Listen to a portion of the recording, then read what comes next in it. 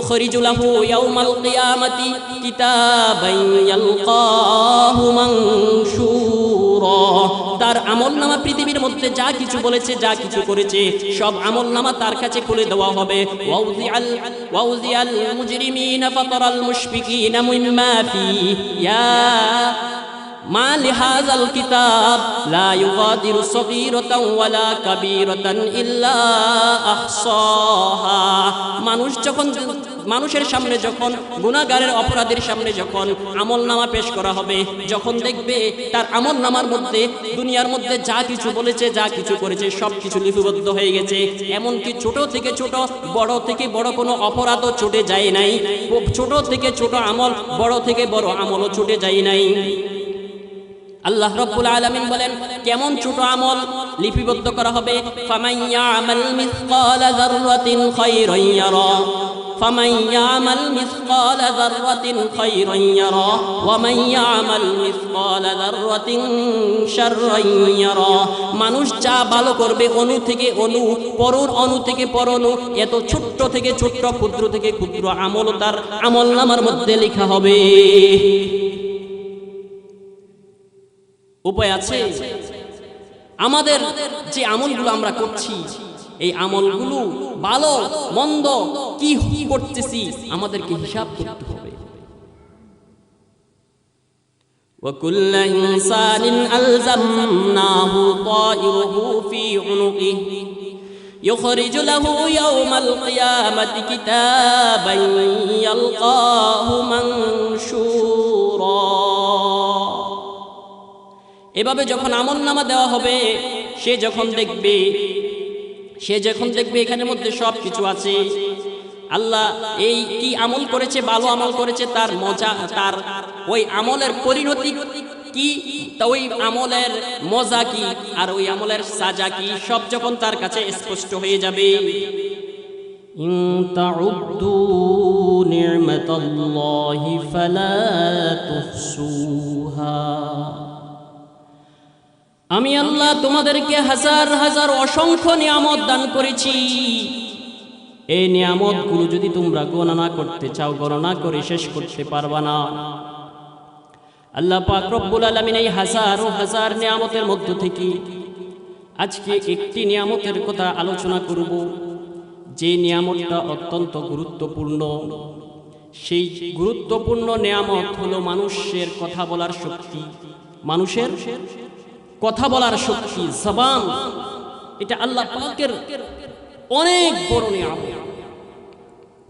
মানুষ মনের দুঃখ কারো কাছে প্রকাশ করতে চাইলে জবানের প্রয়োজন, মানুষ মনের সুখ আনন্দ প্রকাশ করতে চাইলে জবানের প্রয়োজন।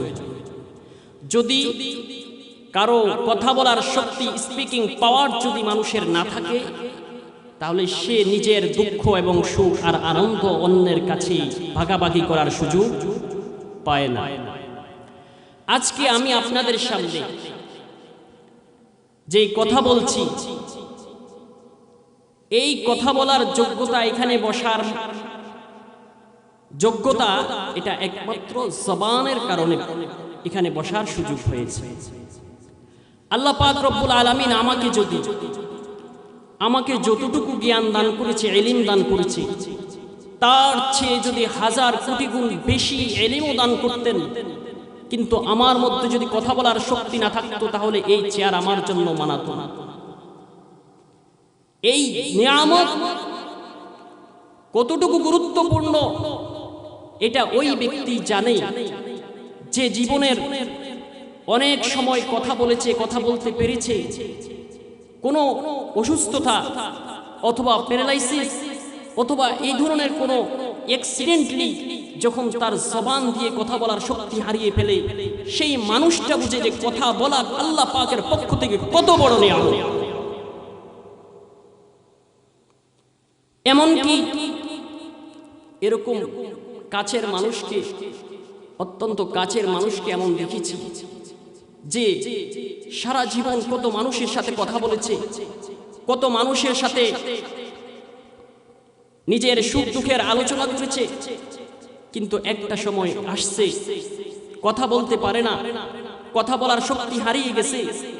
এরকম একজন মানুষ যে 10-15 বছর তার সাথে সাক্ষাৎ হয় না, এরকম একজন মানুষের সাথে যখন সাক্ষাৎ হয়, এমন ব্যক্তির যে নাকি কথা বলতে পারে না, তখন দেখে যেই অবস্থায় হওয়ার কথা ছিল, খুশি হওয়ার কথা ছিল, 15 বছর 20 বছর এই লোকের সাথে দেখা হয় না, আজকে নতুনভাবে তার সাথে দেখা হয়েছে, আনন্দিত হওয়ার কথা ছিল, সেই মুহূর্তে ওই মানুষটা কথা বলতে না পারার কারণে চোখ থেকে পানি পড়ে কান্না করে বলে, আমি তো কিছুই বলতে পারছি না। কথা বলেন ঠিক কি?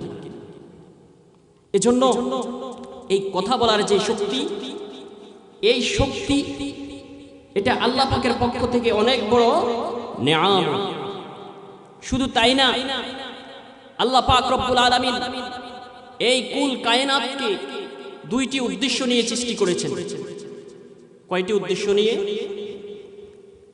2টি উদ্দেশ্য নিয়ে এই তামাম পৃথিবীর সমস্ত মাখলুক, সমস্ত সৃষ্টিকে 2টি উদ্দেশ্য নিয়ে, 2টি টার্গেট নিয়ে সৃষ্টি করেছেন। তার মধ্য থেকে মানুষ এবং জিন জাতিকে সৃষ্টি করেছেন একমাত্র শুধুমাত্র আল্লাহ তাআলার ইবাদতের জন্য। আল্লাহ পাক রব্বুল আলামিন কোরআনে কারীমের মধ্যে ইরশাদ করেন, ওয়ামা খালাকাতুল জিন্না ওয়াল ইনসা ইল্লা লিয়াবুদুন। মা খালাকতুল জিন্না ওয়াল ইনসা মা খালাকতুল জিন্না ওয়াল ইনসা বাসখা जुज़ इबादत निस्ते मक़सूद अज़ जहाँ, जुज़ इबादत निस्ते मक़सूद अज़ जहाँ। এই কুল কায়নাতের মধ্যে একমাত্র মানুষ এবং জিন জাতিকে সৃষ্টি করা হয়েছে একমাত্র আল্লাহ তাআলার ইবাদতের জন্য। আর পৃথিবীর মধ্যে আমরা যা কিছু দেখি, পাহাড় পর্বত নদী নালা চন্দ্র সূর্য গ্রহ নক্ষত্র যত কিছু আছে সব কিছুকে সৃষ্টি করা হয়েছে মানুষের খেদমতের জন্য। আল্লাহ পাক রব্বুল আলামিন বলেন, ওয়াল্লাযী জাআলা লাকুম মা ফিল আরদি জামিআ। তোমাদের চারিদিকে যা কিছু দেখো, আসমান জমিন পাহাড় পর্বত নদ নদী গ্রহ নক্ষত্র চন্দ্র সূর্য, সব কিছুকে আমি আল্লাহ সৃষ্টি করেছি একমাত্র মানুষের কল্যাণের জন্য। আর মানুষকে সৃষ্টি করেছে একমাত্র আল্লাহ তাআলার ইবাদতের জন্য। এই ইবাদতের মধ্যে সর্বোত্তম ইবাদত কি? আল্লাহর হাবিব মুহাম্মদুর রাসূলুল্লাহ সাল্লাল্লাহু আলাইহি ওয়াসাল্লাম হাদিসের মধ্যে ইরশাদ করেন, আফযালুল ইবাদাতি তিলাওয়াতুল কুরআন, আফযালুল ইবাদাতি তিলাওয়াতুল কুরআন। যতগুলো ইবাদত আছে সবগুলো ইবাদতের মধ্যে সর্বশ্রেষ্ঠ সর্বোত্তম ইবাদত হলো কোরআন তেলাওয়াত। সর্বোত্তম ইবাদত কি? কোরআন তেলাওয়াত। বিশ্বনবী মুহাম্মদুর রাসূলুল্লাহ সাল্লাল্লাহু আলাইহি ওয়াসাল্লাম ইরশাদ করেন, তাবাররাক বিল কুরআন, তাবাররাক বিল কুরআন। তোমরা কোরআনের মাধ্যমে বরকত চাও। মানুষ বরকত অর্জন করার জন্য পীর বুজুর্গ আলেম ওলামাদের কাছে যায়, দোয়া নেয়, নেয় কি নেয় না? মাজারে যায় বরকতের জন্য, পীর সাহেবের কাছে যায় বরকতের জন্য। এমনও মানুষ বাংলাদেশে আছে, মৃত্যুর পরে পীর সাহেব মৃত্যুর পরে কবর থেকে মাটি নিয়ে সেই মাটি খেয়ে বরকত অর্জন করতে চায়। আছে না নাই? মুসলমান, আল্লাহর হাবিব মুহাম্মদুর রাসূলুল্লাহ সাল্লাল্লাহু আলাইহি ওয়াসাল্লাম ঘোষণা দেন, ও মুসলমান, তোমরা যদি বরকত পেতে চাও, বরকত অর্জন করতে চাও, তাহলে কোরআনের মাধ্যমে বরকত অর্জন করো। তাবাররাক বিল কুরআন লিআন্নাহু কালামুল্লাহ। কেন? কোরআন তো এমন এক কালাম, এমন এক বাণী, যেই বাণী স্বয়ং মহান আল্লাহ রাব্বুল আলামিনের কুদরতি জবান মুবারক থেকে বের হয়েছে। বলেন সুবহানাল্লাহ। মানুষ কথা বলার পরে মানুষের থেকে বরকত নেওয়ার জন্য যদি তুমি যাও, এই পৃথিবীর মধ্যে যে যত সম্মানিত হয়েছে, সম্মানিত হওয়ার মূল কারণ হচ্ছে কোরআনে কারীম। আলেম সম্মানিত হয়েছে কিসের কারণে? কোরআনের কারণে। রমজান মাস সম্মানিত হয়েছে কিসের কারণে? কোরআনের কারণে। লাইলাতুল কদর সম্মানিত হয়েছে, মর্যাদাবান হয়েছে কিসের কারণে? কোরআনের কারণে। আমরা যেই কোরআন রেল কাঠের যে রেলের উপর রেখে কোরআন পড়ি, সেই রেলটিও সম্মানিত হয়েছে কিসের কারণে বলেন? এই পীর সাহেব বলেন, আলেম বলেন, যত মানুষ দামি হয়েছে, সম্মানিত হয়েছে এই কোরআনের কারণে। এই কোরআন যেই জবান থেকে বের হয়েছে তিনি হলেন কে বলেন? তিনি হলেন কে? সর্বপ্রথম এই কোরআন যার জবান থেকে বের হয়েছে তিনি হলেন মহান আল্লাহ। যেই কালাম মহামালিক, বিশ্ব জগতের পরওয়ারদিগার, পালনকর্তা, রক্ষাকর্তা, সৃষ্টিকর্তা, তার জবান থেকে যেই কালাম বের হয়েছে সেই কালামের মধ্যে কি পরিমাণ বরকত হতে পারে? কথা কি বুঝতে পারছেন? মুফাসসিরিনে কেরাম কোরআনের বরকত সম্পর্কে বলেন যে কোরআনের বরকত মানে কি? কোরআনের বরকত মানে হলো দুনিয়াবি ভাবেও বরকত হাসিল হয়, পরকালীন হিসেবেও বরকত হাসিল হয়। বলে কিসের বরকত? দুনিয়ার মধ্যে মানুষ কামাই রোজগার করে, ইনকাম করে, ব্যবসা বাণিজ্য করে, যত চাকরি বাকরি যাই করে সবকিছু কি উদ্দেশ্যে করে? রিজিকের জন্য। কিসের জন্য? মানুষ আয় রোজগার করার জন্য যতগুলো সেক্টর আছে সবগুলোর উদ্দেশ্য কি? রিজিক। রিজিকের মধ্যে খাবার দাবার আছে, পোশাক পরিচ্ছদ আছে, বসবাসের ব্যবস্থা, সব কিছু অন্তর্ভুক্ত হচ্ছে রিজিকের মধ্যে। আল্লাহর হাবিব মুহাম্মদুর রাসূলুল্লাহ সাল্লাল্লাহু আলাইহি ওয়াসাল্লাম বলেন, যদি কেউ কোরআনের মাধ্যমে বরকত নিতে পারে, কেউ যদি কোরআনের মাধ্যমে বরকত নিতে পারে তাহলে তার রিজিকের মধ্যে বরকত হয়ে যাবে। সুবহানাল্লাহ। 2 নম্বর দুনিয়াবি বরকত। কোরআনের দুনিয়াবি বরকত কি? বলে শিফাউল লিল বাদানি ওয়া শিফাউল লিল কলব ওয়া শিফাউল লিল কলবি। কোরআনের মাধ্যমে যদি কেউ বরকত নিতে পারে তার শারীরিক সুস্থতা আসবে, তার শারীরিক সুস্থতা কোরআনের মাধ্যমে আসবে। অন্তরের যে রোগগুলো আছে এই রোগগুলোর সুস্থতা কোরআনের মাধ্যমে আসবে। একজন মানুষ লক্ষ কোটি টাকার মালিক, তার জীবনের সব চাহিদা পূরণ হয়ে গেছে, কিন্তু এরপরও মানসিক যে প্রশান্তি, সেই প্রশান্তি অর্জন হয় নাই। সেই মানুষটা কি শান্তিতে আছে না অশান্তিতে আছে? অশান্তিতে আছে। কোরআন এমন এক মাধ্যম, কোরআন এমন এক উপকরণ, যেই কোরআন মানুষের শারীরিক সুস্থতাও দিতে পারে, ওই যেই কোরআন মানুষের রূহের সুস্থতাও দিতে পারে। বলেন সুবহানাল্লাহ। মানুষ এই পৃথিবীর ভিতরে দুইটা জিনিস চায়। একটা হচ্ছে সে একটু মনের চাহিদা, শারীরিক চাহিদাগুলোকে পূরণ হোক, আরেকটা হচ্ছে বিপদ আপদ বলা মুসিবত থেকে বেঁচে থাকে।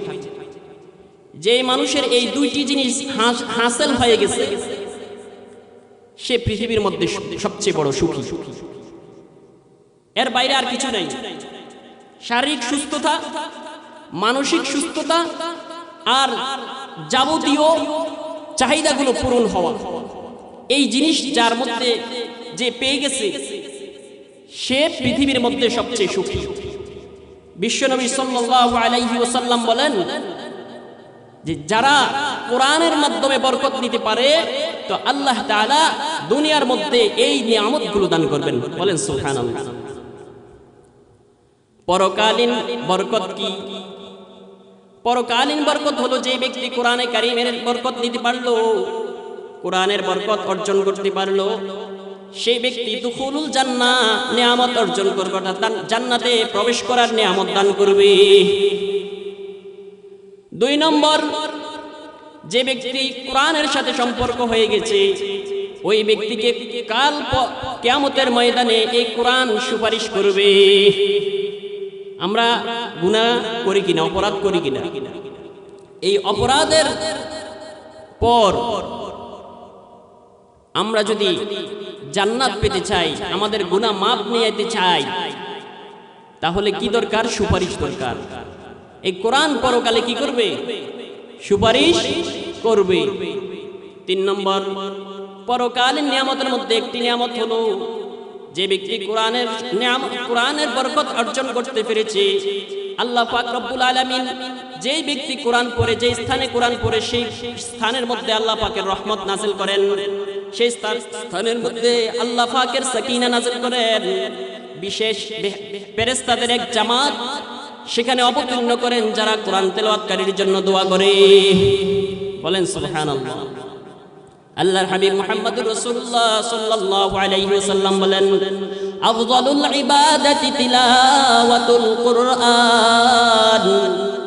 যতগুলো ইবাদত আছে তার মধ্য থেকে সর্বশ্রেষ্ঠ সর্বোত্তম ইবাদত হলো কোরআনে কারীমের তিলাওয়াত।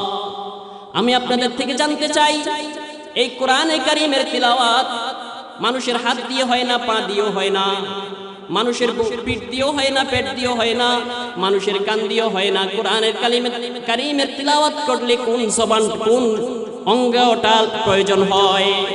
জবানটা প্রয়োজন হয়। সুতরাং জবানের যে এত গুরুত্ব, এই গুরুত্বপূর্ণ এমন ইবাদত জবানের সাথে লাগানো আছে, জড়িত আছে, যার কারণে জবানের গুরুত্ব আরো বেশি বেড়ে গেছে কিনা। এমনকি হাদিসে রাসূল সাল্লাল্লাহু আলাইহি ওয়াসাল্লাম,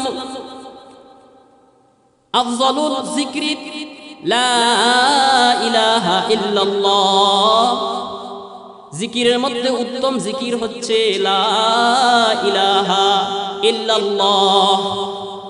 এই লা ইলাহা ইল্লাল্লাহ বলার জন্য মানুষের হাতও প্রয়োজন হয় না, পায়েরও প্রয়োজন হয় না, পেটেরও প্রয়োজন হয় না, পিঠেরও প্রয়োজন হয় না, কানেরও প্রয়োজন হয় না, নাকেরও প্রয়োজন হয় না। প্রয়োজন হয় কিসের? জবানের।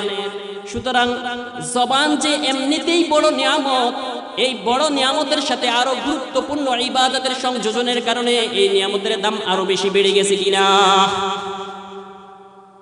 আমরা সকলে জান্নাত পেতে চাই কি চাই না? জান্নাত পেতে চাই। আজকে এই গভীর রাতে আরামের ঘুমকে হারাম করে এই ধুলো মিশ্রিত আসনে বসে, বাসায় ভালো বেড, ভালো বিছনা ফেলে রেখে এখানে বসে থাকার উদ্দেশ্য কি বলেন? জান্নাত পাওয়া। কি বলেন? আজকে আমরা আলোচনা করছি, কেউ আলোচনা শুনছি, কেউ আয়োজন করছি, কেউ অর্থ খরচ করছি, সবগুলোর মাকসাদ, টার্গেট কি? জান্নাত পাওয়া। এই জান্নাত পাওয়ার মাধ্যম কি? আল্লাহ রাব্বুল আলামিন কোরআনে কারীমের মধ্যে ইরশাদ করেন, فَأَمَّا مَنْ ثَقُلَتْ مَوَازِينُهُ فَهُوَ فِي عِيشَةٍ رَاضِيَةٍ। যার নেকির পাল্লা ভারী হবে সে জান্নাতে প্রবেশ করবে। যার নেকির পাল্লা ভারী হবে সে জান্নাতে প্রবেশ করবে। এই নেকির পাল্লা ভারী হওয়ার মাধ্যম নবীজি সাল্লাল্লাহু আলাইহি ওয়াসাল্লাম হাদিসের মধ্যে ইরশাদ করেছেন, এমন একটি আমল রয়েছে যে আমলটি বলার মধ্যে অত্যন্ত সহজ, বলায় অত্যন্ত সহজ, কিন্তু দাড়ি পাল্লার মধ্যে অত্যন্ত ভারী আর আল্লাহ রব্বুল আলামিনের কাছে অত্যন্ত প্রিয়। এই এমন দুইটি কালিমা যেটা বুখারী শরীফের শেষ হাদিস হিসেবে ইমাম বুখারী রাহমাতুল্লাহি আলাইহি উল্লেখ করেছেন, কালিমাতানে হাবিবাতানে ইলার রহমান, কালিমাতানে হাবিবাতানে ইলার রহমান, খফিফাতানে আলাল লিসান, সাকিলাতানে ফিল মিজান, সুবহানাল্লাহি ওয়া বিহামদিহি সুবহানাল্লাহিল আযীম। সকলে পড়েন সুবহানাল্লাহি ওয়া বিহামদিহি সুবহানাল্লাহিল আযীম, সুবহানাল্লাহি ওয়া বিহামদিহি সুবহানাল্লাহিল আযীম। এই দুইটি কালিমা যে পড়বে, আল্লাহ পাক পরকালে যে পাল্লা, মিজানের পাল্লা, ওই মিজানের পাল্লায় বেশি ভারী হবে, আমল বেশি ভারী হবে এই দুই কালিমার মাধ্যমে। বলেন তো দেখি, এই দুই কালিমা পড়ার জন্য কোন অঙ্গের প্রয়োজন? হাতেরও প্রয়োজন নাই, পায়েরও প্রয়োজন নাই, পেটেরও প্রয়োজন নাই, পিঠের প্রয়োজন নাই, প্রয়োজন হচ্ছে জবান। তাহলে আমরা এতক্ষণ আলোচনা দ্বারা জানতে পারলাম আল্লাহ পাকের প্রদত্ত নিয়ামতগুলোর মধ্যে জবান আল্লাহ তাআলার পক্ষ থেকে কত বড় নিয়ামত। বলেন না সুবহানাল্লাহ। আল্লাহ, জবান বড় নিয়ামত। আমাদের গ্রামে অঞ্চলে একটা প্রবাদ আছে, বিড়ানি পচলে কুত্তাও খায় না। আছে না নাই? মানে কি, যেই জিনিস যত উন্নত, যেই জিনিস যত ভালো সেই জিনিস যদি নষ্ট হয়, নষ্ট হওয়ার মতো নষ্ট হয়, সিরিয়াস নষ্ট হয়। কথা বলেন ঠিক কিনা? একটা উদাহরণ দেই। যানবাহনের মধ্যে একেবারে সাধারণ যানবাহন হচ্ছে সাইকেল, তার চেয়ে আরো বেশি দামি উন্নত যানবাহন হচ্ছে মোটরসাইকেল, তার চেয়ে আরো বেশি উন্নত যানবাহন হচ্ছে প্রাইভেট কার। আপনাদেরকে কাছে জানতে চাই, একজন মানুষ যদি সাইকেল অ্যাক্সিডেন্ট হয় সে কতটুকু ক্ষতিগ্রস্ত হবে? সাধারণ। অনেক সময় সাইকেল থেকে পড়ে চারদিকে তাকায়, কেউ কোনো দেখছে কিনা, মানে লজ্জার বিষয় দেখলে। এই সুযোগ কেন পায়? যে এটা সামথিং বিষয়। আর যদি মোটরসাইকেল অ্যাক্সিডেন্ট করে তখন আরো মর্মান্তিক। আর যদি কার অ্যাক্সিডেন্ট হয় আরো মর্মান্তিক। আর যদি প্লেন অ্যাক্সিডেন্ট হয় তাহলে বাঁচার হারে নাই। বিমান অ্যাক্সিডেন্ট হলে বাঁচার হার একেবারে কমে যায়। ঠিক তেমনি ভাবে আল্লাহ পাকের প্রদত্ত গুরুত্বপূর্ণ নিয়ামতের মধ্যে জবান আল্লাহ পাকের পক্ষ থেকে অত্যন্ত গুরুত্বপূর্ণ নিয়ামত। কিন্তু এই নিয়ামত যদি সঠিক ব্যবহার না করা হয়, এই নিয়ামতকে যদি সঠিকভাবে ব্যবহার না করা হয়, এটা এমন ভাবে নষ্ট হয় যেই নষ্টের কারণে মানুষের ঈমান চলে যায়, যেই নষ্টের কারণে মানুষের সংসার ভেঙে যায়, যেই নষ্টের কারণে বাপ আর ছেলের মধ্যে সম্পর্কের দূরত্ব সৃষ্টি হয়, যেই নষ্টের কারণে মা মেয়ের মধ্যে সম্পর্কের দূরত্ব সৃষ্টি হয়, যেই জবানের কারণে এই অনেক বছরের পুরনো সম্পর্ক ধ্বংস হয়ে যায়। ঠিক কিনা? মুসলমান, এই জবানের যে কত ক্ষতি, এটা বেশি দূর যাওয়ার প্রয়োজন নেই। আমাদের সাবেক প্রধানমন্ত্রী গত 16-17 বছরে এই দেশের মধ্যে এমন কিছু করে নাই যে এরকম কিছু নেই। অনেক কিছু করেছে, উন্নয়ন করেছে, নীতি নৈতিকতা অনেক কিছু করেছে, বিস্তারিত বলার সময় নেই। কিন্তু শেষ পর্যন্ত যে এই দেশ থেকে পালিয়ে যাওয়া লাগছে সেটা কিন্তু একটি দুইটি বাক্যের কারণে। কথা বলেন ঠিক কিনা? যখন বলল যে অমুকের চলে অমুককে কি আমরা চাকরি দেব, তখন সারা দেশের মধ্যে আন্দোলন উত্তাল হয়েছে। এমন অবস্থায় বিদায় নিতে হয়েছে যে রান্না করা খাবার কেউ যাওয়ার সুযোগ পায়নি। কথা বলেন ঠিক কিনা? তো এজন্য জবানের যে ক্ষতি সেটা বুঝার জন্য বেশি কিছু প্রয়োজন নেই। উদাহরণ আমাদের সামনেই রয়েছে। আমরা যে সমস্ত কথাবার্তা বলি, এই কথাবার্তাগুলো সাধারণত 4 প্রকারের হয়। কয় প্রকারের? 4 প্রকারের। কিছু কথাবার্তা আছে যেই কথাবার্তাগুলো ক্ষতি, শুধু ক্ষতি। আর কিছু কথাবার্তা আছে শুধু উপকারেই উপকার।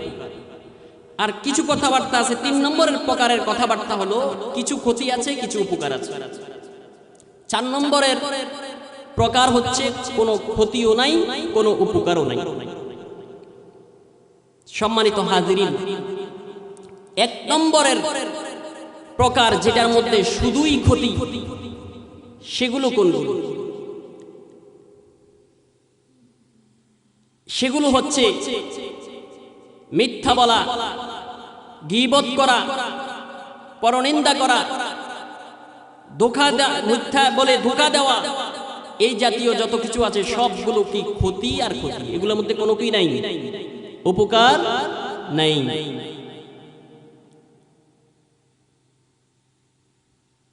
সাম্প্রতিক সময়ে আমরা একটি বিষয় জানতে পেরেছি। মানিকগঞ্জের এক ভাউল, সে আল্লাহ রব্বুল আলামিনের সাথে বেশি কুরুচিপূর্ণ শব্দ চয়ন করেছে। আপনারা অনেকেই জানেন যেই শব্দগুলো কোন কাফের বেঈমানরাও উচ্চারণ করেছে কি বলে মনে হয় না। এত নিকৃষ্টতম ভাষা ব্যবহার করেছে ওই কুলঙ্গার। আপনাদের থেকে জানতে চাই, সে যে এই খারাপ আলোচনা করেছে, খারাপ কুরুচিপূর্ণ কথা বলেছে, সেই কথাগুলো কয় নম্বরের প্রকার? 1 নম্বরে, যেগুলোর মধ্যে শুধু ক্ষতি ক্ষতি, যেই কথার কারণে সে মুসলমান থাকা তার দ্বারা সম্ভব নয়। যেই কথা বলার পর তাকে মুসলমান বলা সম্ভব নয়, যে বলবে সেও কি কাফেরের, বেঈমানের দোষর। কিন্তু আফসোস আর পরিতাপের বিষয়, এই যে সে বলেছে, এই বলার পরে প্রশাসন তাকে গ্রেফতার করেছে।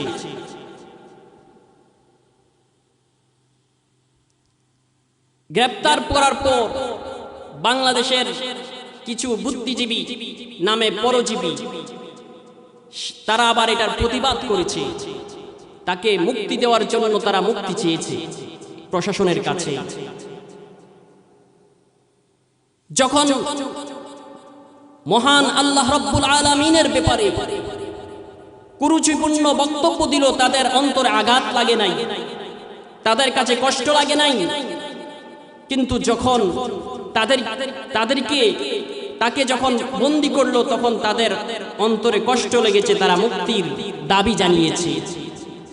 আরো বড় আশ্চর্যের বিষয়, অবাক করা বিষয়, আজকে বাংলাদেশের বিভিন্ন স্থানে, এর আগেও দেখেছি, আলেম ওলামা কোরআনে কারীমের আলোচনা করতে গিয়ে, ইসলামের আলোচনা করতে গিয়ে, নবী সাল্লাল্লাহু আলাইহি ওয়াসাল্লামের আদর্শের আলোচনা করতে গিয়ে কারো স্বার্থে আঘাত লেগেছে, কারো দলের রাজনৈতিক নেতার বিরুদ্ধে গিয়েছে, তখন মাহফিলেই উলামায়ে কেরামকে হেনস্থা করার চেষ্টা করা হয়।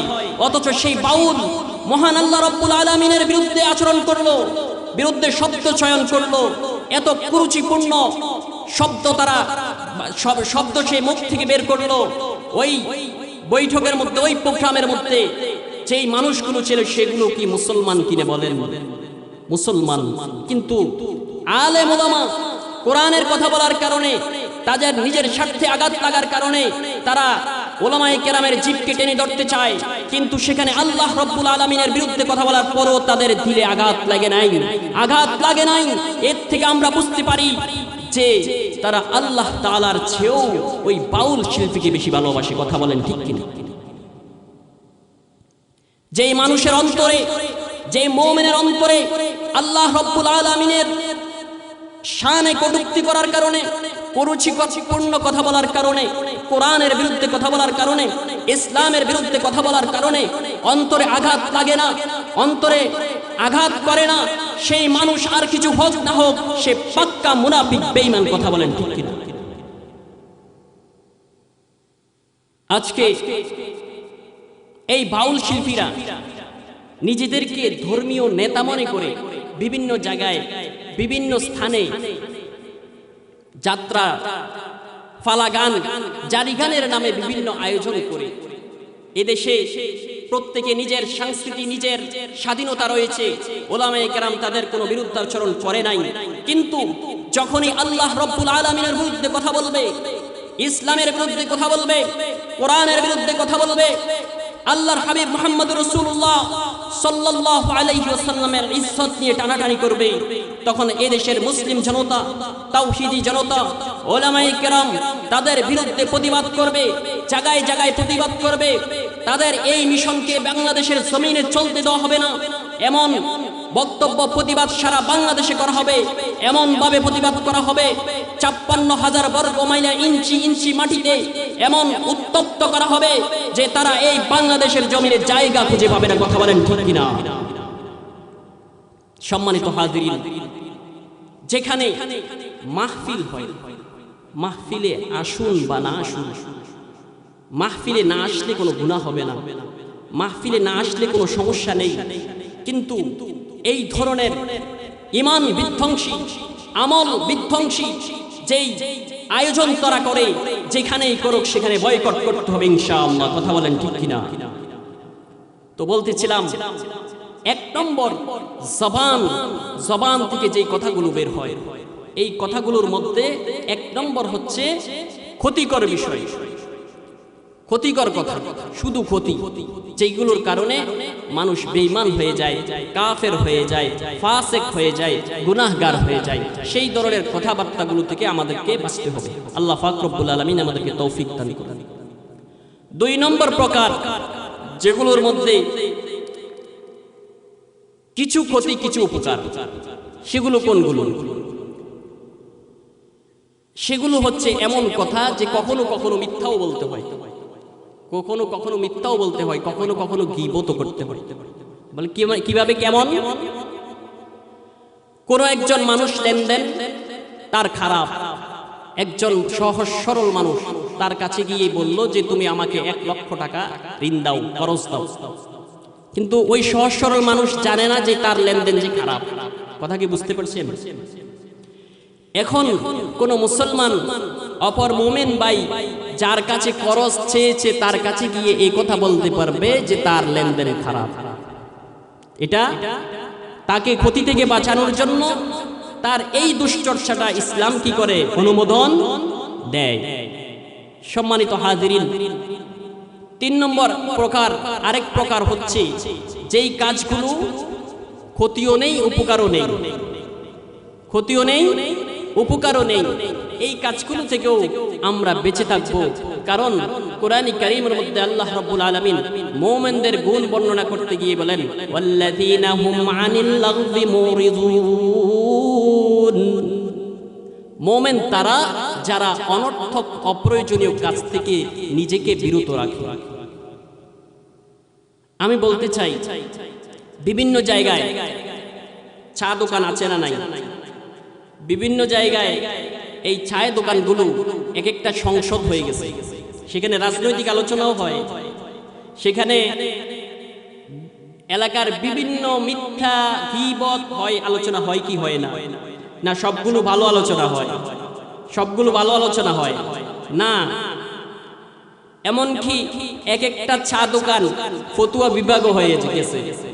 মানে ইসলামের কোনো বিষয় জানে না, কিন্তু একজন আলোচনা করছে কোনো একটা বিষয়, ফুটফাট বলে দিচ্ছে, অথচ তার এই ব্যাপারে জ্ঞানও নেই। এই বাউল নামের ফাউলরা জায়গায় জায়গায় যে আয়োজন করে, সে আয়োজনের মধ্যে ইসলাম সম্পর্কে, ধর্ম সম্পর্কে বিভিন্ন প্রশ্ন করে এবং তার যৌক্তিক উত্তর দেয়। যদিও তাদের ধ্যান ধারণা এগুলো যৌক্তিক, তারা কোরআন ও হাদিসের কিছুই জানে না, অথচ তারা ইসলামের বিভিন্ন বড় বড় গ্রন্থের উদ্ধৃতি দেয়। বুখারীতে এটা আছে, কোরআনে কারীমের মধ্যে এটা আছে।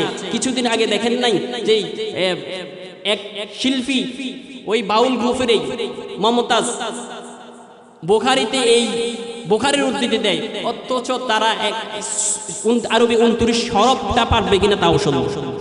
কথা বলেন ঠিক কিনা? অথচ মহান আল্লাহ রাব্বুল আলামিন বলেন, লা তাকফু মা লাইসা লাকা বিহি ইলম। যেই সম্পর্কে তোমার জ্ঞান নাই, যেই সম্পর্কে তোমার ইলম নাই, ওই সম্পর্কে তুমি আলোচনা করো না। এবং সবচেয়ে গুরুত্বপূর্ণ আমল, সবচেয়ে গুরুত্বপূর্ণ কথা, যেই কথাগুলো সওয়াব, যেগুলোর মধ্যে কোনো ক্ষতি নাই, শুধু কি সওয়াব, এগুলো হচ্ছে দ্বীনি আলোচনা।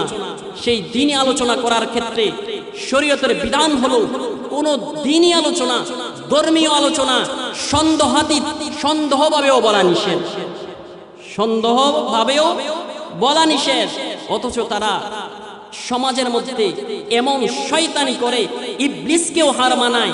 তারা বড় বড় হাদিসের গ্রন্থের উদ্ধৃতি দিয়ে এই দেশের মানুষকে, সাধারণ মানুষকে তাদের দিকে ঝুঁকাতে চায় যে তারা ইসলাম সম্পর্কে অনেক বড় পণ্ডিত।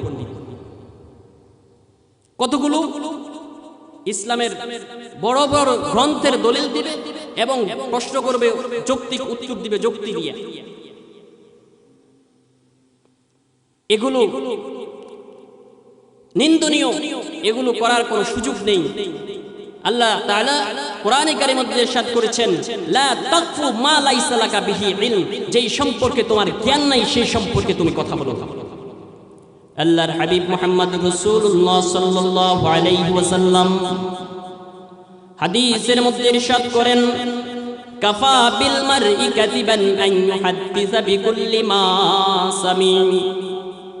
এমনকি যাহা বলে যাহা শুনে তাহা বলিতে থাকা মিথ্যাবাদী হওয়ার জন্য যথেষ্ট। যতক্ষণ পর্যন্ত শরঈ কোনো বিষয়ে ইয়াকিনের পর্যায়ে জানা না যাবে ততক্ষণ পর্যন্ত শরীয়তের ব্যাপারে মুখ খোলা অধিকার নাই। অথচ দেখেন না আজকে চা দোকানগুলো ফতুয়ার বিভাগের জায়গা হয়ে গেছে। জানলো বলে দিচ্ছে, হুটহাট বলে দিচ্ছে। এই আমাদের জবান থেকে যা কিছু উচ্চারিত হয় সব কিছু লিপিবদ্ধ হচ্ছে। আল্লাহ রাব্বুল আলামিন কোরআনে কারীমের মধ্যে ইরশাদ করেছেন, মা ইয়ালফিযু মিন কাওলিন ইল্লা লাদাইহি রাকীবুন আতীদ। তোমাদের মুখ থেকে যা কিছু বের হয় তার একজন প্রহরী রয়েছে, সেগুলো লিপিবদ্ধ করার জন্য একজন প্রহরী রয়েছে। আল্লাহ পাকের কালামের অন্য আয়াতে বলে, ইয ইয়াতালাক্কাল মুতালাক্কিয়ানি আনিল ইয়ামিনি ওয়া আনিশ শিমালি কঈদ।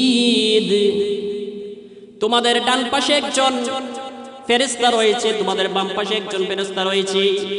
এই ফেরেশতা তোমার মুখ থেকে যা কিছু উচ্চারিত হয়, যা কিছু শব্দ, যেই শব্দ বের হয় সব শব্দগুলো সংরক্ষণ করছে। আল্লাহ পাক রব্বুল আলামিন অন্য আয়াতে বলেন, ইন্না আলাইকুম লাহাফিযিন কিরামান কাতিবিনা ইয়ালামুনা মা তাফআলুন। তোমরা যা কিছু করো, যা কিছু বলো সব কিছু সংরক্ষিত হচ্ছে। আয়াতের তাফসীরের মধ্যে লিখেছে, মানুষ যখন অসুস্থ হয়, মানুষ যখন কষ্ট পায়, আহ এই ধরনের শব্দ বের করে কিনা, এই শব্দগুলো পর্যন্ত আল্লাহ তাআলার প্রেরিত ফেরেশতারা, নির্ধারিত ফেরেশতারা আমলনামার মধ্যে লিপিবদ্ধ করছে। কত ভয়ঙ্কর অবস্থা! আমি কি চিন্তা করছি, সকাল থেকে নিয়ে ঘুম থেকে জাগ্রত হওয়ার পর থেকে নিয়ে আবার ঘুমানো পর্যন্ত আমার মুখ থেকে কত শব্দ, কত কথা বের করছি, আর আমার এই কথাগুলো চার প্রকারের কোন প্রকারে হচ্ছে আমার খবর আছে। আল্লাহু আকবার! সব কিছু লেখা হচ্ছে। কতদিন পর্যন্ত লেখা হবে? মৃত্যু পর্যন্ত প্রত্যেকটি মানুষের আমলনামায় মুখ থেকে যত শব্দ বের হয় সব কিছু লেখা, লিপিবদ্ধ করা হবে। এরপর মৃত্যুর পর এই আমলনামা কি ফেলে দেওয়া হবে? না না না, মৃত্যুর পরও আল্লাহ রাব্বুল আলামিন কোরআনে কারীমের মধ্যে ইরশাদ করেন, কুল্লা ইনসানিন আলজামনাহু তাইরাহু ফি উনুকিহি। কাল কিয়ামতের ময়দানে যখন বিচারের কার্য ব্যবস্থা করা হবে, বিচারের ব্যবস্থা করা হবে, আল্লাহ তাআলার আদালতের ব্যবস্থা হবে, সেই সময় যখন মানুষ পরকালে হাসরের ময়দানে উঠবে, তার আমলনামা গলার মধ্যে ঝুলিয়ে দেওয়া হবে। সে দুনিয়াতে কি ভালো করেছে, সে দুনিয়াতে কি খারাপ করেছে, যে কোন কথাটা ভালো বলেছে, কোন কথাটা খারাপ বলেছে, সব কিছু আমলনামায় লিপিবদ্ধ হবে। আর ওই আমলনামা হাসরের ময়দানে তার গলার মধ্যে ঝুলিয়ে দেওয়া হবে। ইউখরিজু লাহু ইয়াউমাল কিয়ামাতি কিতাবান ইয়ালকাহু মানশুরা। তার আমলনামা পৃথিবীর মধ্যে যা কিছু বলেছে, যা কিছু করেছে, সব আমলনামা তার কাছে খুলে দেওয়া হবে। ওয়াউজিআল মুজরিমিনা ফাতারাল মুশফিকিনা মিম্মা ফি ইয়া মা লিহাযাল কিতাব লা ইউগাদিরু সগীরাতান ওয়ালা কাবীরাতান ইল্লা আহসাহা। মানুষের সামনে যখন, গুনাহগারের অপরাধীর সামনে যখন আমলনামা পেশ করা হবে, যখন দেখবে তার আমলনামার মধ্যে দুনিয়ার মধ্যে যা কিছু বলেছে, যা কিছু করেছে সব কিছু লিপিবদ্ধ হয়ে গেছে। এমনকি ছোট থেকে ছোট, বড় থেকে বড় কোনো অপরাধও ছুটে যায় নাই। ছোট থেকে ছোট আমল, বড় থেকে বড় আমলও ছুটে যায় নাই। আল্লাহ রাব্বুল আলামিন বলেন, কেমন ছোট আমল লিপিবদ্ধ করা হবে? ফামান ইয়ামাল মিসকালা যাররাতিন খায়রান ইয়ারা ফামান ইয়ামাল মিসকালা যাররাতিন খায়রান ইয়ারা ওয়া মান ইয়ামাল মিসকালা যাররাতিন শাররান ইয়ারা। মানুষ যা ভালো করবে অণু থেকে অণু, পরর অণু থেকে পরণু, এত ছোট্ট থেকে ছোট্ট, ক্ষুদ্র থেকে ক্ষুদ্র আমল তার আমলনামার মধ্যে লেখা হবে। উপায় আছে? আমাদের যে আমলগুলো আমরা করছি, এই আমলগুলো ভালো মন্দ কি করতেছি আমাদেরকে হিসাব করতে হবে। وَكُلَّ إِنسَانٍ أَلْزَمْنَاهُ طَائِرَهُ فِي عُنُقِهِ يُخْرِجُ لَهُ يَوْمَ الْقِيَامَةِ كِتَابًا يَلْقَاهُ مَنشُورًا। এভাবে যখন আমলনামা দেওয়া হবে, সে যখন দেখবে এখানের মধ্যে সব কিছু আছে। আল্লাহ এই কি আমল করেছে, ভালো আমল করেছে, তার মজা, তার ওই আমলের পরিণতি কি, তা ওই আমলের মজা কি, আর ওই আমলের সাজা কি, সব যখন তার কাছে স্পষ্ট হয়ে যাবে, সব কিছু তার সামনে স্পষ্ট হয়ে যাবে, তখন আল্লাহ রাব্বুল আলামিনের পক্ষ থেকে তাকে বলা হবে, তুমি তোমার হিসাবের জন্য তুমিই যথেষ্ট। কাফা বিনাফসিকাল ইয়াউমা আলাইকা হাসিবা। তোমার কৃতকর্মের জন্য কি সাজা হওয়া উচিত, কি সাজা হওয়া উচিত, আর তোমার কৃতকর্মের জন্য, আমলের জন্য কি প্রাপ্তি পুরস্কার হওয়া উচিত, তুমি তোমার নিজ চোখেই দেখো। তোমার আমলের কৃতকর্মের জন্য তুমিই আজকে চাক্ষুষ সাক্ষী। আল্লাহু আকবার। আল্লাহ পাক রব্বুল আলামিন কোরআনে কারীমের অন্য আয়াতে বলেন, ইয়াউমা তাশহাদু আলসিনাতুহুম ওয়া আইদিহিম ওয়া আরজুলুহুম বিমা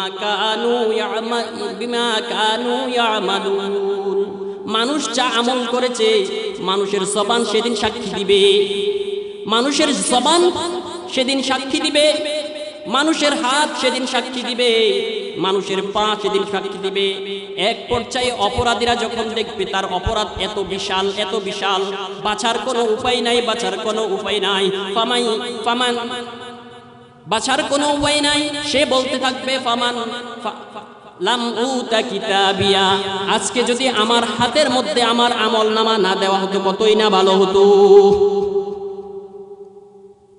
এক পর্যায়ে সে বলবে, যখন কোনো উপায়ন্তর নাই, তখন আফসোস করে বলবে, ইয়া লাইতানি কুনতু তুরাবা, হায় আজকে যদি আমি মাটি হয়ে যেতাম।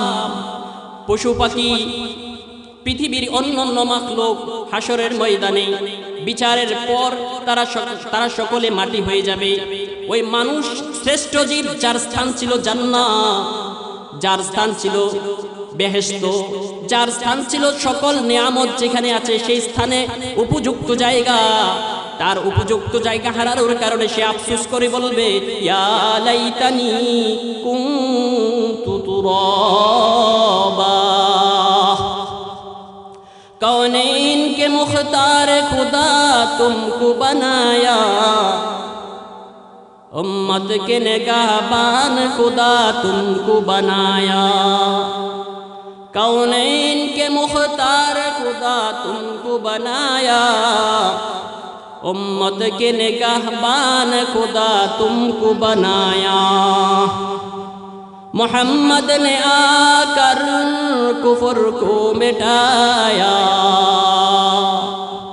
कुफर को मिटाकर सदाकत को फैलाया। এজন্য মুসলমান, আমার সব আমলগুলো লেখা হচ্ছে কি হচ্ছে না, এজন্য এই চার প্রকারের কোন প্রকারের কথা আমার মুখ থেকে বের হচ্ছে এটা খেয়াল করতে হবে। গুনাহ থেকে নিজেকে বাঁচাতে হলে, জাহান্নাম থেকে নিজেকে বাঁচাতে হলে এভাবে খেয়াল করে আমার জীবন পরিচালনা করতে হবে, তাহলে আমি সার্থক হব। আমার জবান দিয়ে যদি কথা বলতেই হয়, আমার জবান দিয়ে যদি কথা বলতেই হয়, তখন আমি কালামুল্লাহ শরীফ পড়ব, আলহামদুলিল্লাহি রাব্বিল আলামিন আর রহমানির রহিম মালিক ইয়াউমিদ্দিন। যদি কথা বলতে হয় আমি আল্লাহ পাকের জিকির করব, লা ইলাহা ইল্লাল্লাহ, লা ইলাহা ইল্লাল্লাহ, লা ইলাহা ইল্লাল্লাহ, লা ইলাহা ইল্লাল্লাহ মুহাম্মাদুর রাসূলুল্লাহ। আমি যদি আমার মুখকে, আমার জিহ্বাকে যদি আল্লাহ পাকের জিকিরের মাধ্যমে তরুতাজা রাখতে পারি, আমি যদি আমার জিহ্বার মধ্যে কোরআনে কারীমের তেলাওয়াত জারি রাখতে পারি, আমি যদি আমার জিহ্বাকে আল্লাহ পাকের জিকিরের মাধ্যমে তরুতাজা রাখতে পারি, সবচেয়ে গুরুত্বপূর্ণ বিষয় হলো মৃত্যুর সময় আমার কালিমা নসিব হবে। বলেন সুবহানাল্লাহ। মুফতি ফয়জুল্লাহ সাহেব রহমাতুল্লাহি আলাইহি দারুল উলুম হাটহাজারী মাদ্রাসার প্রধান মুফতি ছিলেন। মুফতি ফয়জুল্লাহ সাহেব রহমাতুল্লাহ আলাইহি এমন বুজুর্গ মানুষ ছিলেন, সারা জীবন ওনার জীবনের মধ্যে লেখা আছে তিনি সারা জীবনের মধ্যে কখনো সগীরা গুনাহ পর্যন্ত করে নাই, সগীরা গুনাহ করে নাই। সব সময় এমন জিকির করছে, আল্লাহ পাককে এমন ভাবে রাজি করছে। মুফতি ফয়জুল্লাহ সাহেব রহমাতুল্লাহি আলাইহি এর জীবনের মধ্যে পাওয়া যায়। মুফতি ফয়জুল্লাহ সাহেব রহমাতুল্লাহি আলাইহি যখন ইন্তেকাল করেছেন, তৎকালীন সময়ে চট্টগ্রাম মেডিকেলের অনেক বড় ডাক্তার মুফতি ফয়জুল্লাহ সাহেব রহমাতুল্লাহি আলাইহির শরীরের মধ্যে থ্রেস্কোপ দিয়ে পরীক্ষা নিচ্ছিলেন যে রোগ কি আছে না চলে গেছে। সেই ডাক্তার ছিল বড় বুজুর্গ মানুষ, নোয়াখালীর প্রসিদ্ধ বড় বুজুর্গ নুরুল হুদা সাহেব রহমাতুল্লাহি আলাইহি। ওনার তিন ভাইয়ের মধ্যে তিন ভাই বুজুর্গ মানুষ ছিলেন। প্রথম দুই ভাই ছিলেন আলেম আর ছোট ভাই ছিলেন একজন ডাক্তার, এমবিবিএস ডাক্তার। কিন্তু ডাক্তার হলে কি হবে, তিনার সাথে মালিকের সাথে এমন এক সম্পর্ক হয়েছে, এমন এক মহব্বত আর ভালোবাসা সৃষ্টি হয়েছে, তিনি আল্লাহর ওলি ছিলেন। হযরত মুফতি ফয়জুল্লাহ সাহেব রহমাতুল্লাহি আলাইহি যখন মৃত্যুবরণ করলেন, ওই চট্টগ্রাম মেডিকেলের ওই ডাক্তার অর্থাৎ নুরুল হুদা সাহেব রহমাতুল্লাহি আলাইহির ছোট ভাই, তিনি যখন টেলিস্কোপ দিয়ে শরীরের মধ্যে পরীক্ষা নিচ্ছিলেন যে রোগ কি আছে না নাই, এমন পরীক্ষা নেওয়ার পরে দেখতে পেলেন প্রত্যেকটি অঙ্গ প্রত্যঙ্গ থেকে মৃত্যুর পরেও জিকির আসতেছে, আল্লাহু আল্লাহ, আল্লাহু আল্লাহ, আল্লাহু আল্লাহ। দুনিয়ার মধ্যে থাকাকালীন আল্লাহ পাকের জিকির এমন ভাবে করেছে, আল্লাহ পাক ওই মুফতি ফয়জুল্লাহ সাহেব রাহমাতুল্লাহ আলাইহির উপর এমন রাজি হয়েছেন যে মৃত্যুর পরও শরীর থেকে জিকিরের আওয়াজ বের হয়। বলেন সুবহানাল্লাহ। লা ইলাহা ইল্লাল্লাহ, লা ইলাহা ইল্লাল্লাহ, লা ইলাহা इल्लल्लाह। तौहीद तो ये है कि खुदा हशर में कह दे, तौहीद तो ये है कि खुदा हशर में कह दे, ये बंदा दो आलम से ख़िफ़ा मेरे लिए है, ला इलाहा इल्लल्लाह। এজন্য আমল যদি করতেই হয়, মুখ থেকে যদি কিছু উচ্চারণ করতেই হয়, কি উচ্চারণ করব? আল্লাহ পাকের জিকির উচ্চারণ করব। মুখ থেকে যদি কিছু উচ্চারণ করতে হয়, কথা বলার প্রয়োজন, বেশি কথা বলার প্রয়োজন হয়, কালামুল্লাহ শরীফের তিলাওয়াত করব। কেন করব? আমার মৃত্যু সামনে রয়েছে, আমার কবর আমার সামনে রয়েছে, কবরের সুয়াল জবাব সামনে রয়েছে, ফুলসিরাত সামনে রয়েছে, আল্লাহ তাআলার সামনে দাঁড়ানো আমার সামনে রয়েছে, আল্লাহ তাআলার মিজানের পাল্লা আদালত আমার সামনে রয়েছে, সর্বশেষ আমার জান্নাত আর জাহান্নাম আমার সামনে রয়েছে। সবগুলো ঘাঁটিতে যদি আমি সহজভাবে সুবিধার সাথে পার করতে হয়, তাহলে আমাকে আল্লাহ পাকের সন্তুষ্টি, আল্লাহ পাকের জিকির করতে হবে। এই মত তো শেষ নয়, মতের পর তো আরো অনেক ঘাটি রয়েছে।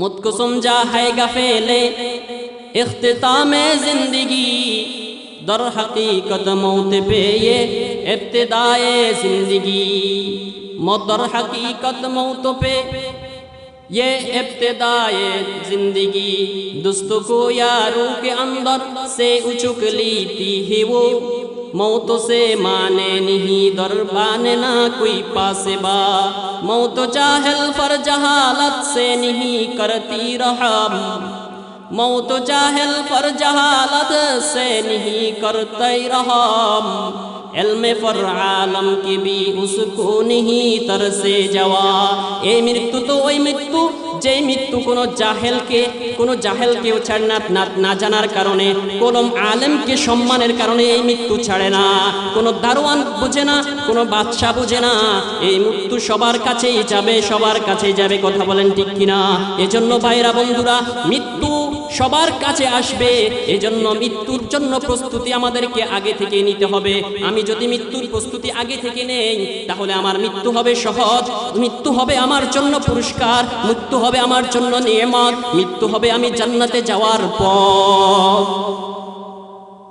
আর আমার আমল যদি, আমার জীবন যদি এখন থেকে আমি এভাবে না বানাইতে পারি, আমি যদি মৃত্যুর পূর্ণ প্রস্তুতি না নিতে পারি, তাহলে আমার জন্য মৃত্যু অত্যন্ত ভয়ঙ্কর, কবর আমার জন্য অত্যন্ত ভয়ঙ্কর, কবর আমার জন্য অত্যন্ত ভয়ঙ্কর, হাশরের ময়দান অত্যন্ত ভয়ঙ্কর।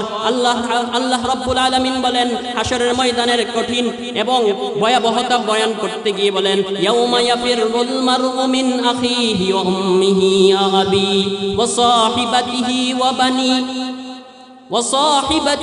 ওয়া বানি।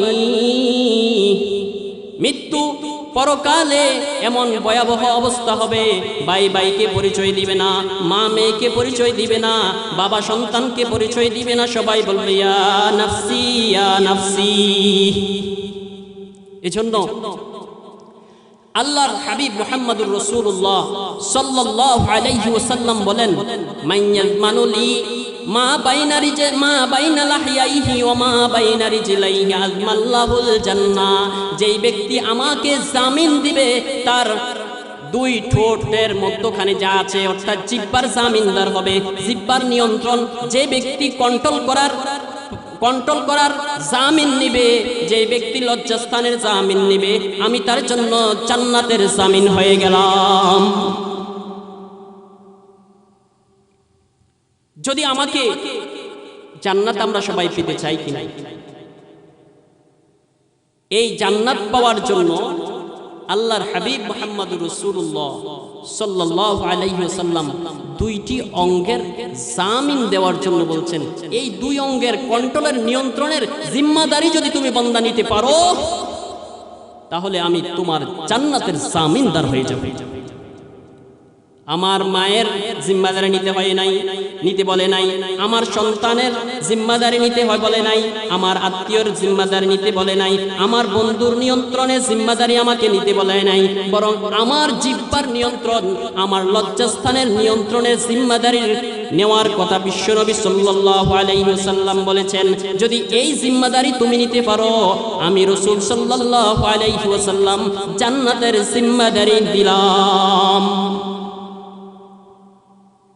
এজন্য আমাদের জবানকে যে চার প্রকার বলেছিলাম, এই চার প্রকারের মধ্যে আমার জবান থেকে যেন শুধু বের হয় এমন কথাগুলো যেগুলো শুধুই উপকার, দ্বীনি কথা, জিকির, তিলাওয়াত, এগুলো যেন আমার মুখ থেকে বের হয়। আর প্রয়োজনীয় কথা প্রয়োজনের স্বার্থে বলবো, অপ্রয়োজনীয় কথাগুলোকে পরিহার করব। আর যেগুলো ক্ষতি, ওই কথাগুলো থেকে আমার জবানকে নিরাপদ রাখবো। যদি এটা করতে পারি, বিশ্বনবী সাল্লাল্লাহু আলাইহি সাল্লাম জামিন নিয়েছেন। বিশ্বনবী সাল্লাল্লাহু আলাইহি সাল্লাম যেখানে জান্নাতের জামিন নেই, সেখানে আর কোনো কেউর হস্তক্ষেপ চলে না। ম্যাজিস্ট্রেট যদি নিজেই বলে যে তোমার বিচার সহজ হবে, আর কোনো টেনশন আছে? আখিরাতের বিচারের ময়দানে, আদালতে ওকিল কে হবে, সভাপতি কে হবে? বিশ্বনবী মুহাম্মদুর রাসূলুল্লাহ সাল্লাল্লাহু আলাইহি ওয়াসাল্লাম। আল্লাহ পাক রব্বুল আলামিন আমাদের এই জবানের নিয়ামতকে যথাযথ ব্যবহার করার তৌফিক দান করেন। অনেকক্ষণ আলোচনা হয়েছে, অনেক দীর্ঘ সময় হয়েছে, রাত অনেক গভীর হয়েছে, আর আলোচনা দীর্ঘায়িত করতে চাই না, আপনাদেরকে কষ্ট দিতে চাই না। বিশেষ করে আজকের ওয়াজ মাহফিলগুলো অনেক জায়গায় অনেক সংস্কার সংশোধন হয়ে আসছে। আমাদের উস্তাদ হযরত মাওলানা শাইখুল হাদিস জুনায়েদ বাবনগী রহমাতুল্লাহ আলাইহি আমাদেরকে তখন হাটহাজারী পড়াকালীন বলেছেন যে তোমরা আগামীর সমাজ পরিচালনার দায়িত্ব নিবে, তোমরা এলাকার মাহফিলগুলো যেন বেশি রাতের গভীর হওয়ার আগে আগেই যেন শেষ হয়ে যায় এই ব্যবস্থা করবা। কারণ রাতের গভীর পর্যন্ত মাহফিল করে ফজরের নামাজ যদি কাজা হয়ে যায় এই মাহফিল দিয়ে কোনো লাভ নাই।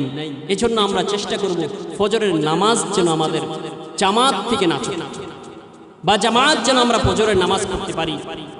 এশারের নামাজ আশা করি যারা মাহফিলে এসেছেন এশারের নামাজ জামাতের সাথে পড়েছেন, ফজরও যেন জামাতের সাথে পড়তে পারি সেই তৌফিক সকলকে আল্লাহ রাব্বুল আলামিন দান করেন। সকলে বলেন আমিন। এবং আমরা যেখানেই হুজুর বলেছেন তোমরা যেখানে কখনো যদি আয়োজক হও সেখানেও রাত্রে যেন গভীর না হয় এমন সময় মাহফিল শেষ করার চেষ্টা করবে। যদি কখনো আলোচক হও সেখানেও বলবে যে মাহফিল যেন বেশি রাত পর্যন্ত না হয়। আল্লাহ পাক রব্বুল আলামিন আমাদের এই দীর্ঘক্ষণ সময় থেকে আসরের পর বা জোহরের পর থেকে নিয়ে শুরু করে এই পর্যন্ত অনেক আলোচনা হয়েছে, অনেক কোরআন সুন্নাহর আলোচনা হয়েছে। এই আলোচনাগুলোকে সঠিকভাবে বুঝার এবং মানার তৌফিক দান করেন। সকলে বলেন আমিন। আমাদের জীবনকে সুন্দর করেন। বিশেষ করে আমার পরিচয়টা একটু বলি। আমার আব্বাজান হযরত মাওলানা ওয়াহিদুর রহমান রহিমাহুল্লাহ তাআলা, যিনি আপনাদের পরিচিত, আপনাদের এই মসজিদের সাথেও বাবাজান ওয়ালেদ মুহতারামের সংশ্লিষ্টতা ছিল উদ্বোধনের সময়, যা আমি আমার যেটা থেকে শুনেছি। আমি আপনাদের কাছে দোয়া চাই আল্লাহ পাক যেন যেই কথাবার্তাগুলো বলেছি এই কথাবার্তাগুলোর উপর আমাকে আমল করার তৌফিক দান করেন, পরবর্তী সকল শ্রোতাদের আমল করার তৌফিক দান করেন।